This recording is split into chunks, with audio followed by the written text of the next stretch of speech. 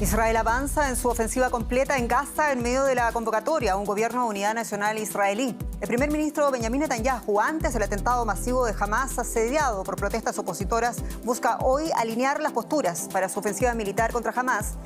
Sobre la perspectiva de los más de 100 rehenes civiles en poder del grupo terrorista y de los civiles palestinos atrapados en el bloqueo a Gaza, vamos a hablar en esta edición de Noticias. Soy Jenny Pérez, aquí en Berlín. Destacamos: el primer ministro israelí, Benjamin Netanyahu, advierte sobre una guerra larga y difícil. La escalada de fuego con Hamas deja casi 2.000 muertos en ambos lados del conflicto. El presidente de Estados Unidos, Joe Biden, ofreció todo el apoyo que necesita Israel para defenderse en su guerra contra Hamas. Parte de las declaraciones de su conferencia de prensa sobre el tema, que pondremos en contexto desde Washington.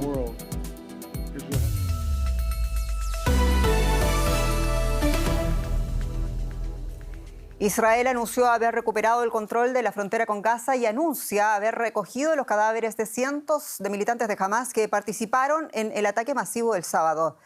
La Fuerza Aérea de Israel continúa además sumando reservistas a sus tropas en la antesala de una incursión a gran escala contra Hamas en la Franja de Gaza.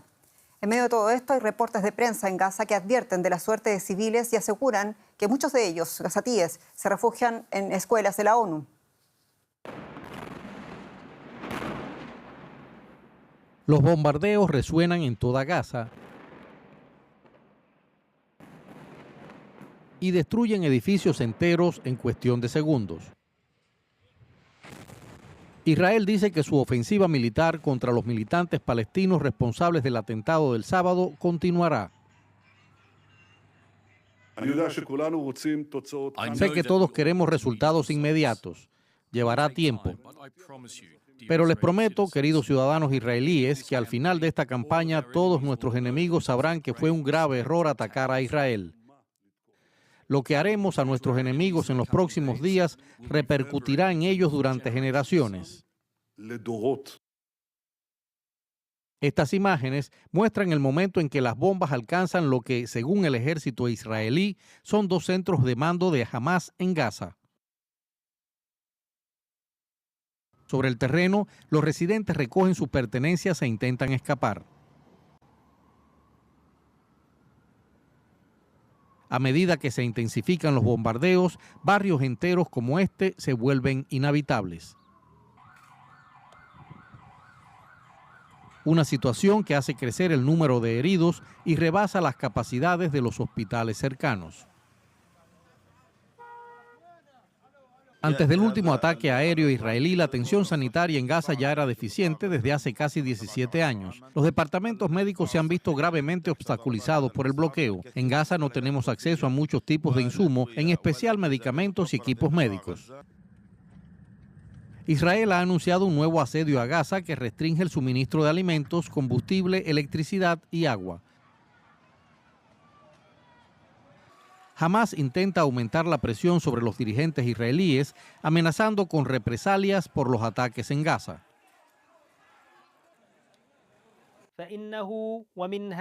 Anunciamos que a partir de ahora, cada ataque sin previo aviso contra nuestro pueblo será respondido con la ejecución de uno de los rehenes civiles del enemigo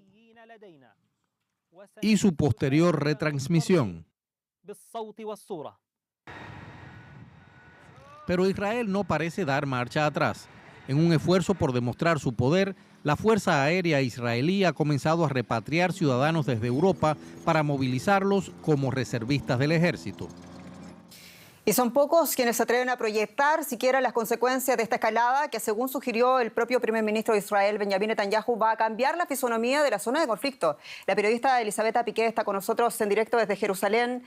Elisabetta, saludos, y sabemos que has estado prácticamente desde el inicio de los hechos. ¿Con qué Israel te encontraste? ¿Qué te ha tocado ver allá en Jerusalén?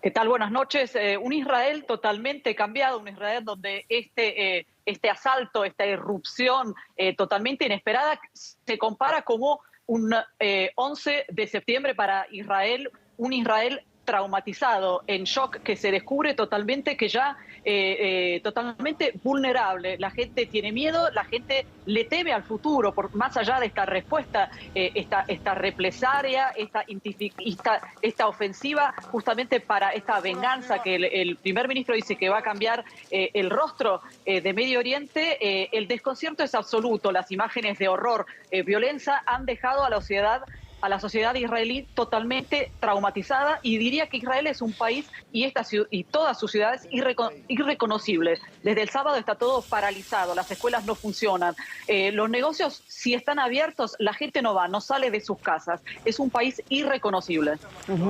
Elisabetta, el ejército israelí confirmó que las fronteras están bajo control y ahora se espera la ofensiva. El primer ministro va a recibir además al líder opositor, a Benny Gantz, en el intento de conformar ese gobierno de unidad nacional, un gesto que algunos analistas en Israel destacan no sucedía desde el año 67, en esa previa de la guerra de 6 días. Y aquí la pregunta: ¿hay unión en Israel para lo que se viene, como ya esbozó Netanyahu, una ofensiva israelí sin precedentes en Gaza?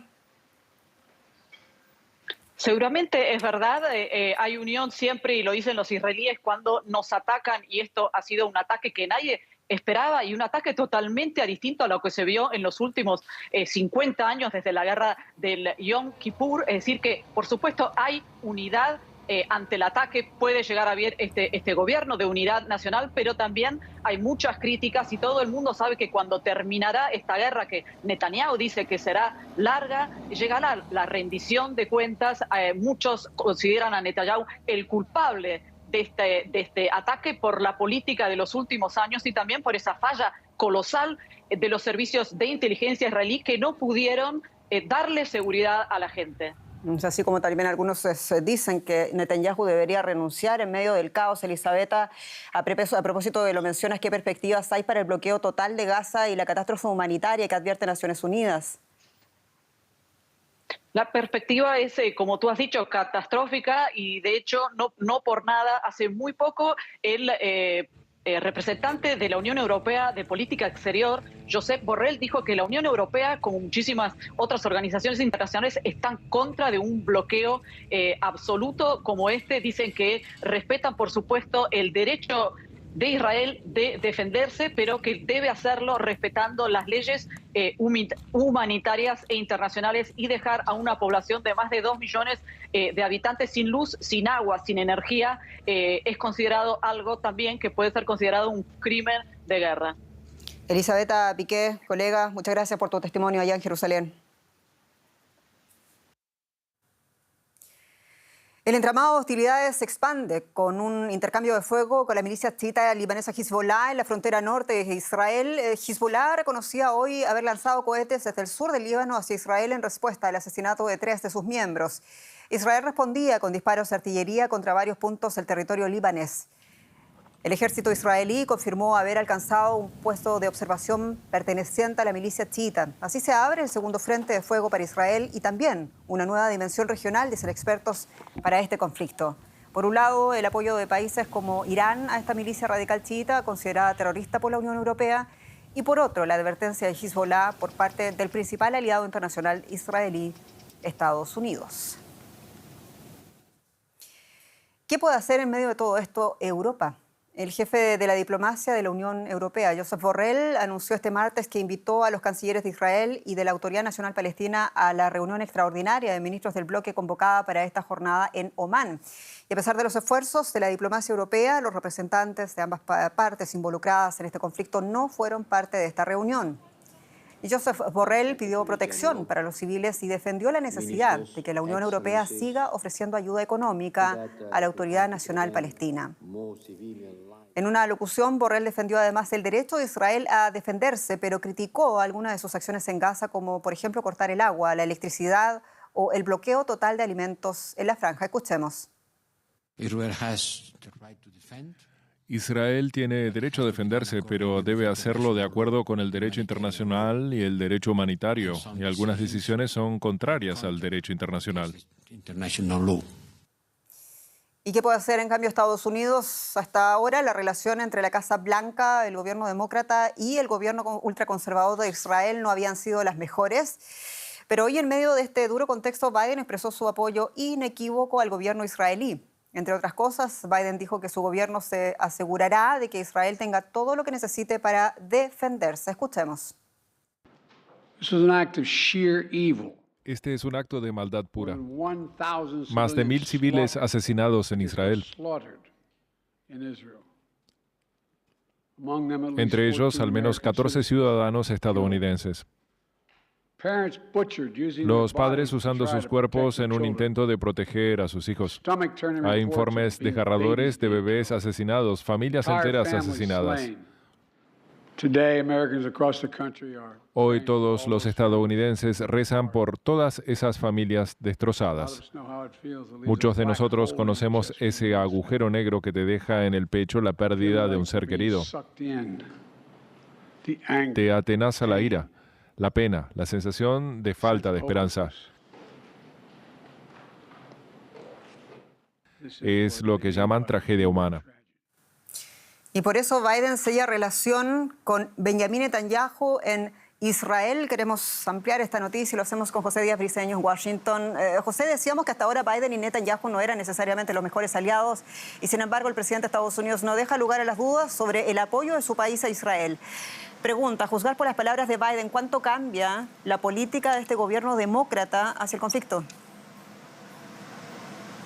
Sin duda, los ataques de Hamas al sur de Israel han sido un parteaguas en la relación entre Biden y Netanyahu, que recordemos había sido muy distante por las críticas estadounidenses a la política de asentamientos del primer ministro israelí, que en cierta forma algunos creen fue culpable de la actual situación. Además, también Biden había criticado duramente a Netanyahu por la situación de la reforma judicial en contra de la democracia que aseguraba ponía en riesgo justamente a Israel. Por otro lado, sin embargo, hoy Biden fue muy claro y aseguró que la defensa de Israel será irrestricta y no puso ningún tipo de moderación excepto por el derecho internacional y las leyes de la guerra respecto a la respuesta que pueda dar Israel a estos ataques.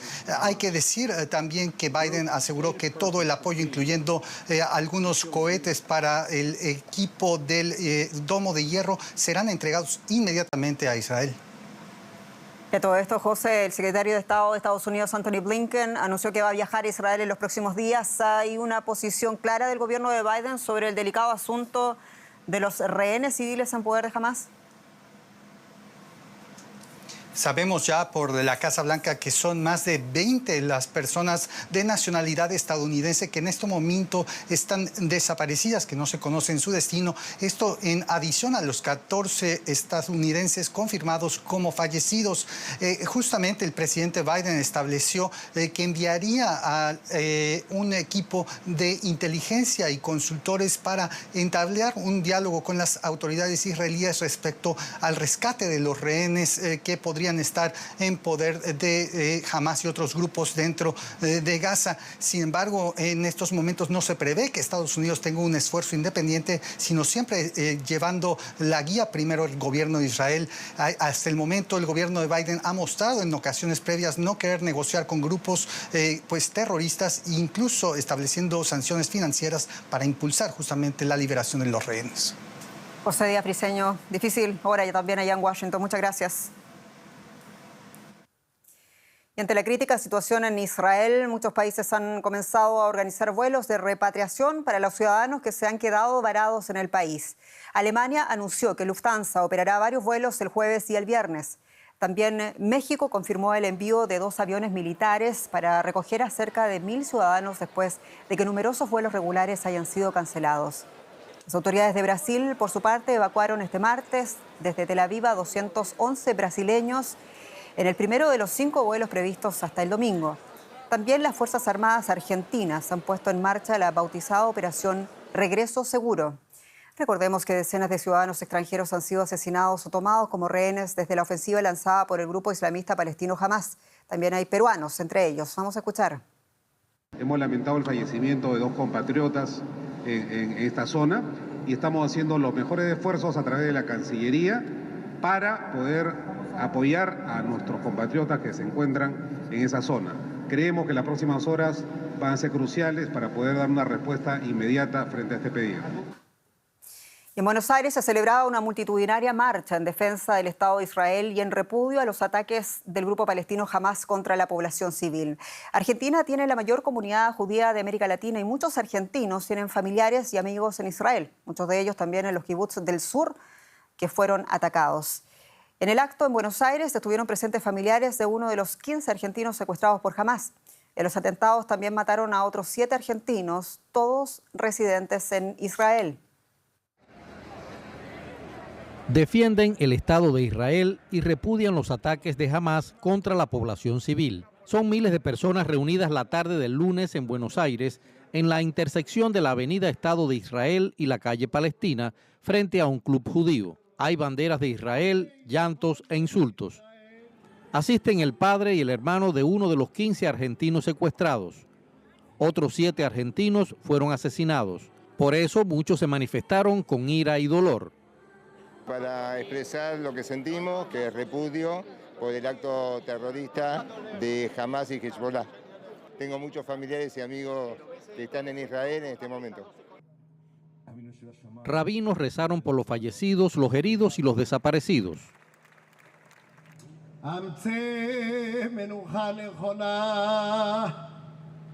Una joven pidió por su hermano en Israel.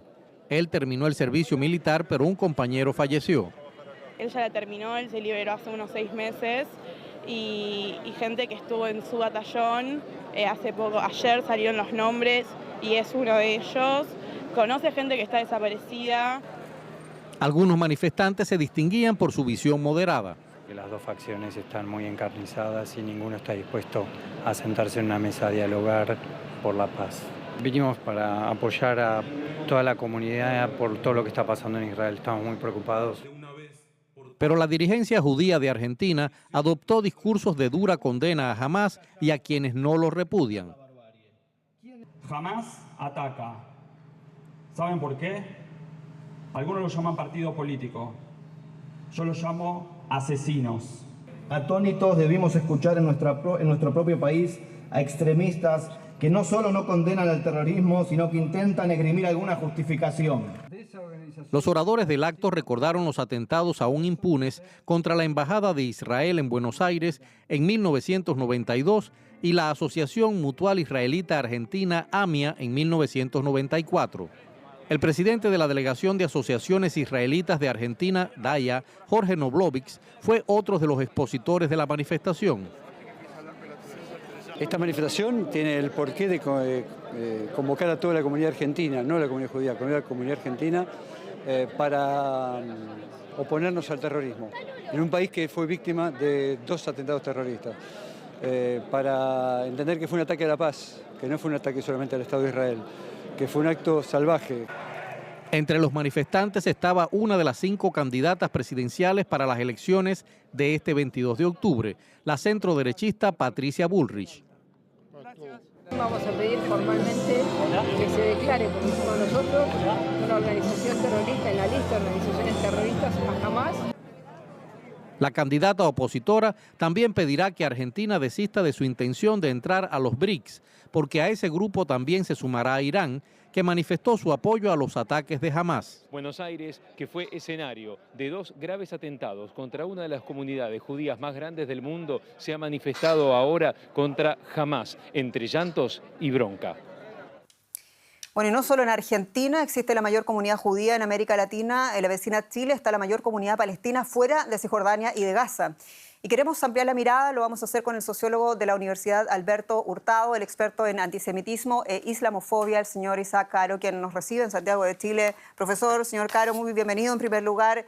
En honor al tiempo comienzo preguntándole, hemos visto no solo manifestaciones a favor y en contra, sino hemos visto también fuertes intercambios en redes sociales entre representantes israelíes, entre políticos chilenos y políticos argentinos. En su opinión, ¿cuánto impactan los hechos de los últimos días en ambos países? De nada, buenas tardes y muchas gracias por la invitación. Yo diría que impactan fuertemente, especialmente en las redes sociales, donde crecen las declaraciones antisemitas. Contribuyen a ello principalmente, yo diría, un discurso de las izquierdas más radicales que ven a Israel, a los sionistas y a los judíos como principales culpables en este conflicto. De este modo, se produce una responsabilización de modo exclusivo a Israel de una situación de ocupación, relativizando los crímenes que representa el terrorismo islamista. En esta misma visión, y para terminar la pregunta que tú señalas, diría que el socialismo democrático, en cambio, tiene algunos matices distintos. Es decir, apoyan la causa palestina, pero al mismo tiempo han sabido condenar al movimiento Hamas y las acciones terroristas llevadas a cabo por esta organización. Y hablemos, por favor, profesor, de las posibles consecuencias. Contrario a Chile, Argentina vivió en su suelo brutales atentados terroristas en la década de los 90. Y con todo lo que estamos viendo, la altísima crispación e instrumentalización política que estamos viendo, ¿cree usted posible un nuevo escenario de violencia antisemita? Sin duda. Podemos observar que existe una correlación positiva entre el desarrollo del conflicto israelí-palestino y el aumento del antisemitismo. Si consideramos 2009, 2014, 2018, 2021 son los principales enfrentamientos de Israel con Hamas.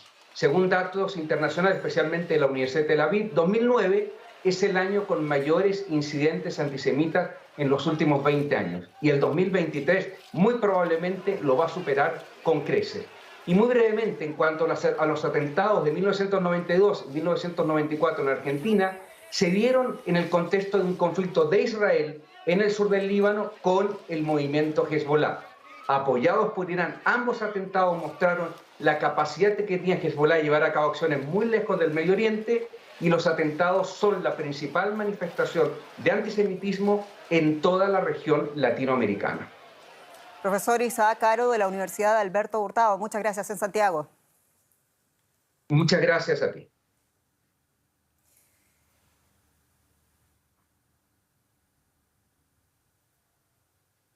Y hablamos también de Argentina y queremos hacer un poco más en las implicaciones económicas de la recta final de la campaña presidencial, campaña política. Rosa Casals, ¿cómo va la cosa? Tal cual, así es, Jenny. Bueno, pues el peso argentino se derrumbó frente al dólar blue o ilegal este martes, lastrado por la desconfianza de los inversores ante una posible victoria del candidato ultraliberal Javier Milei en las elecciones de este 22 de octubre. Milei aconsejó el lunes desarmar las posiciones en peso, ya que dijo es una moneda sin ningún valor. Sus declaraciones han desencadenado una enorme volatilidad. Este martes, la cotización del dólar en el mercado de cambio informal superó un récord de 1.000 pesos por dólar, muy lejos de los 365 pesos por los que se cambia el billete verde en el mercado oficial. En apenas un año, el peso ha perdido más del 200% de su valor frente al dólar en los mercados de divisas paralelos. Todo ello en medio de una inflación situada en el 120% interanual. El dólar paralelo se dispara en Argentina a tan solo días de las elecciones presidenciales. Lo comentamos con nuestro compañero y economista Alejandro Rebosio en Buenos Aires. Alejandro, ¿qué consecuencias en primer lugar está teniendo este nuevo récord del precio del dólar?